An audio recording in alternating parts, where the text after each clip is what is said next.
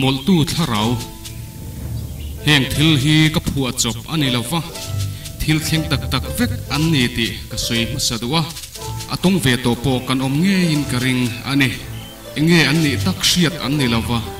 ma se min mol tlat thin tu tharau enge mo hi chu an om ve hrim hrim ani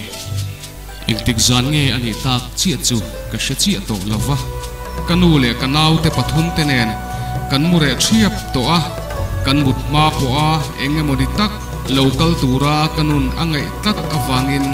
kaparam ria hun chu fulo atile mai pok ani ke chu ka khuma kamua kanau te pathum chu khum pakhata an mu poka an khumpia chia chuan kanu chu ama chawin amu poka zan alarei lutuk lova are thiap lai tak chuan kanu hian enge moni tak amu ani karinga aron tho chuak lol chu a lau mel em maya hetiang taka kanu lau mel hi kala mungai mi lo ani mak takani kanau tenen chuan kan en thapa ani chuan mama ka nge tha thei mi lo mai a tin kalam hoi chuan aron soi chuaka chuti khopa lau mel ka mu chuan min ti lau ve zo vekani permai kanu chuan pona chuaka kanin bule kom velte chu en turin min ti taringot maya nu te perin an hlau to miau mai sia ke ngei po chuan aru tak chuan hlau em mai ani ma se afa pa upa ber kan e wangin min ring to ka lau lau tura min da mi mai ani chuti chuan pona ka va chuaka light ne na kan chun kwal vel poin engma motor om der mai silo kan kom thanga kan thei chung sen buk tak lama chuan ka juk kala chuti lai tak chuan tuk ver atang hian anni chuan min lo thir thapa thei chung sen buk noya ka lut tur lai ta kan chun chi chu kanu chuan min ron au ta tur maya mama lo so vat ro tin lau taksi lau mel lo tak anga katin lai chuan kanu chu aron tlan chuaka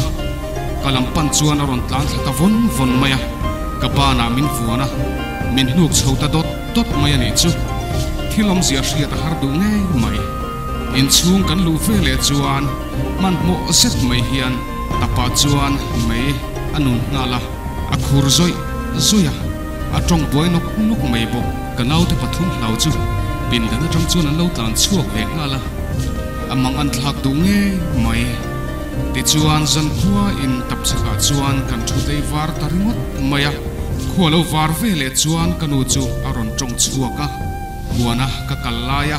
thei chung sen buka kalu tum lai vel khan kapi tharau hian min man tuma min lo chang lai chu alo mu anioma chutia soizo vele chuan kalo zuklu tangti ka van lau tak em lutila chuan engtin tak min lo tiang mo